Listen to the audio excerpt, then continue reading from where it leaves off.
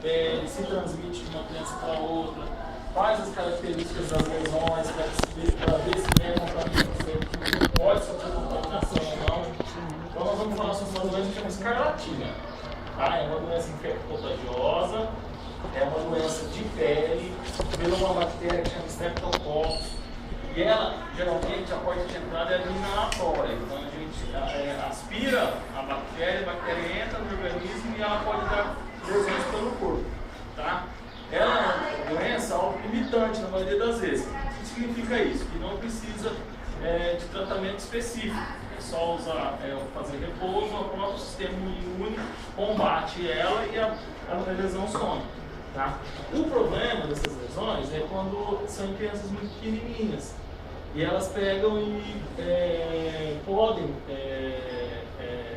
pelo contato das crianças ser muito pequenas, fica muito uma abraçadinha com a outra, muito perto uma da outra, aí tem o perigo do contágio.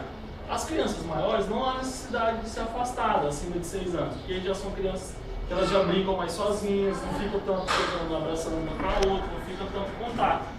Então, nesses casos, não precisam de ser afastadas nem de ficar fora da creche, tá? Então, nós vamos passando aí para vocês verem. Então, é uma lesão, pode passar, Pedro. Essa lesão é característica dela, isso se chama língua framboesa. Depois que aparecem as lesões na pele, a língua fica desse jeito. Então, aí você vai examinar a criança, você abre a boca, a língua está igual uma framboesa, porque é uma bactéria que você adquire pela via inalatória, através da bactéria que você inala ela e acaba dando, além da infecção de garganta, as lesões de pele também. Pode passar. E ela, na maioria das vezes, ela espalha no corpo inteiro, parece que empipoca o corpo inteiro. Depois que empipoca, você depois de 3 a 6 dias some, toda a lesão e fica branquinho de novo. Pode passar. Os dedos, as pontas dos dedos também ficam todas vermelhas, mais vermelhas do que o resto da pele. A pele parece que fica tudo empocadinha, mas as extremidades ficam bem vermelhas mesmo e pode até dar bastante coceira também. Às vezes as mães e os pais assustam quando que vê uma lesão dessa, porque como fica vermelho e pipoca inteiro, acha que não vai morrer. Não precisa ficar nervoso, ficar calmo, não precisa levar no hospital, leva no postinho, porque o hospital é um lugar onde tem muita bactéria. Você levar no hospital, a criança já está com a imunidade baixa. Aí é arriscado pegar uma bactéria mais forte e aí sim ter que internar e fazer antibiótico na veia. Tá? A lesão dela está escaladinha.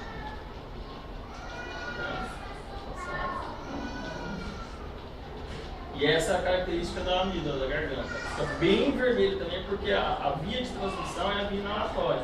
É respirando que você pega ela. E esses são os sintomas que a criança começa a ter. Calafrios, que quando a criança sente tremores de frio, dor de cabeça, anorexia, quer dizer, ela perde o apetite, dá muita sede, vômito. A temperatura eleva de uma vez, então às vezes está sem febre, de repente mais de 40 graus, tá? Pode dar um pouquinho de anemia, o pulso acelera, então às vezes você tem o coraçãozinho disparado, tá? Dores no corpo generalizada e a mucosa bucal bem vermelha, essa é a característica principal dela. Então sempre dá uma olhadinha na boca, viu que ficou vermelho de uma hora para outra, então a língua ficou igual estava lá, chama língua framboesa, escarlatina. Postinho, tratar antibiótico e afasta de acordo com a idade da criança. Um diagnóstico diferencial que às vezes confunde muito é essa outra doença, que chama impetigo. Esse impetigo é uma doença de pele, não tem nada a ver com a via inalatória da escarlatina, igual eu expliquei antes. Isso aí é por contato direto da lesão, quando a criança se tem algum cortinho ou alguma picada de um inseto, ou ela bateu, cortou. Então isso aí forma uma porta de entrada. Aí como as crianças brincam muito em terra, areia, chão, fica cheio de bactérias, de vírus nesses lugares. E aí a bactéria consegue entrar pela essa porta de entrada, ou uma picadinha, ou uma lesãozinha de pele. Aí a porta de entrada é a própria pele. E aí é uma bactéria também que chama Streptococcus ou Staphylococcus. São praticamente as mesmas bactérias da escarlatina, só que a porta de entrada é diferente. Enquanto a escarlatina é via inalatória, é o contato direto. Quando a criança começa a tossir, ficar muito abraçadinho uma perto da outra. O impetigo não, é quando a criança tem uma porta de entrada, ou uma ferida, ou uma picada, e a bactéria entra pelo contato direto com o chão, com a areia, com terra, e aí ela consegue entrar, planta, e aí faz umas lesões mais feias. Pode passar, Pedro? Tá vendo? Aí sai secreção mesmo, sai pulso, e aí não é generalizada, geralmente é numa parte do corpo. Pega uma perna, pega a outra. Se não tratar, ela espalha também. Ela é mais difícil ainda de passar de uma criança para outra. Essa aí é só as criancinhas muito pequenas mesmo, que ficam em muito contato direto mesmo. Por quê? Aí a outra criança tem que ter uma porta de entrada também. Tem que ter uma outra feridinha para os dois entrarem em contato para a bactéria passar. Nesse caso de impetigo, não há necessidade de afastar, tá? É muito difícil você conseguir a criança transmitir uma para a outra pelo contato de uma ferida com a outra. Então, no caso do impetigo, tem que entrar um antibiótico, porque senão a lesão ela pode infiltrar na pele e às vezes formar até um abscesso, que aí tem que levar para o hospital e drenar. Mas ela é menos transmissível que a escarlatina, tá? Pode passar. Aí chega às vezes até a formar bolhas na pele, por causa dessas bactérias. Olha lá. Uma lesão bem feia, principalmente no rosto. Lesões no corpo é menos grave, mas no rosto a gente tem que tomar muito cuidado, porque tem que ter um antibiótico rápido, senão você pode infiltrar e formar um abscesso. São casos bem graves, né? Pode pegar, não é só em criança, para adultos também pode ter, tá bom? É que adulto, quando tem imunidade mais desenvolvida, é mais difícil de ter. Agora, esse caso com o idoso. O idoso é igual a criança. A criança tem imunidade baixa também. Então é mais fácil de pegar também o impetigo.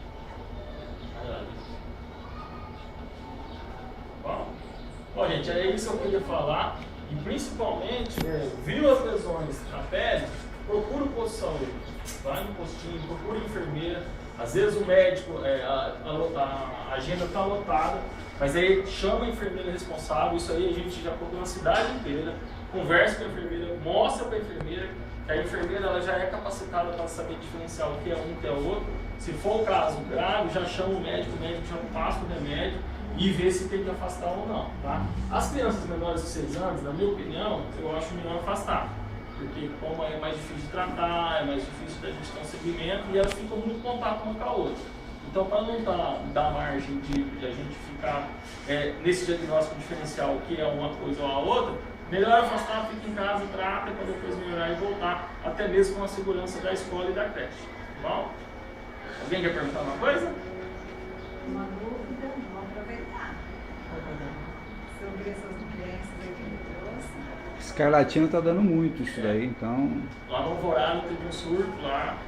Por isso que nós trouxemos para vocês, né? Pedimos que ele viesse falar um pouquinho sobre essas doenças. Porque às vezes já faz um tempo, né? Que a gente não vê e de repente aqui vocês são agora... privilegiados, porque aqui no Boa Vista eu nunca tive que vir para ver esses surtos aqui. Graças a Deus vocês não aconteceu uma vez ainda. Mas ela aparece de um dia para o outro? De um dia para o outro, pode ser. De um dia para o outro. Então sempre ficando na febre, né? Olhar na hora do banho, prestar atenção para dar o banho na criança, examinar a criança, né? Criança e idoso a gente tem que tomar muito cuidado. Doutor, e também aproveitando, né? Os cuidados agora com esse calor, a questão de hidratar com água, se eu pudesse falar um pouquinho assim. A criança e o idoso, eles são totalmente diferentes do adulto. Eles, a criança pela superfície corporal ser menor, quer dizer, tem menos pele, menos reserva, então ela desidrata muito fácil. E a criança, o sistema imunológico dela ainda está sendo formado. Então a criança, ela tem que, nesse calor, tem que ser hidratada pelo menos de hora em hora. Manda uma garrafinha para casa, ou então orienta para tomar água de hora em hora, porque é perigoso desidratar. A mesma coisa o idoso. O idoso, ele perde massa muscular quando fica mais velho, depois de 60. E essa massa muscular, ela concentra água. Então, a massa muscular que nós temos adultos é muito maior que o idoso e a criança porque ainda está crescendo. Então, idoso e criança tem que tomar muito cuidado, porque desidrata muito fácil nesse calor, tá? Então, sempre orientar de hora em hora, hidratar. Se puder não, o certo é em casa vocês separarem uma garrafa daquela de 2 litros de refrigerante, tira o rótulo, coloca uma etiqueta com o nome da criança, para vocês controlar o tanto de água que ela está tomando. No mínimo, esses 2 litros de água tem que tomar todo dia. Tá? No mínimo, esses 2 litros. E a criança ainda tem o agravante que ela brinca demais, corre muito. E transpira muito nesse sol, nesse calor. Então, tem que hidratar. Principalmente as crianças magras, às vezes pode ter queda de pressão, às vezes pode até desmaiar por causa de desidratação. Tá? Então, orientar, sempre de hora em hora, tá tomando, sendo hidratado. Gatorade, isotônico, isso ajuda mais ainda, fica mais fácil de reidratar. Tá bom?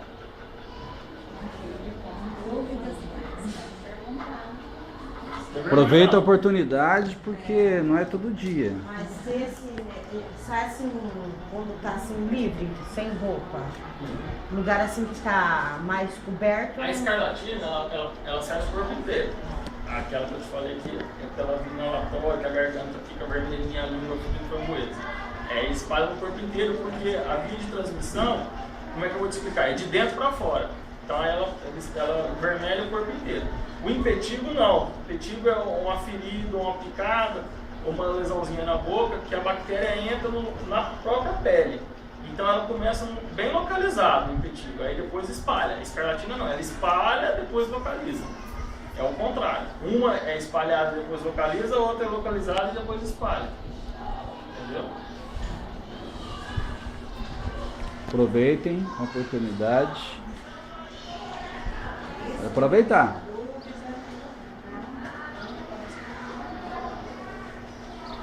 Tem uma dúvida?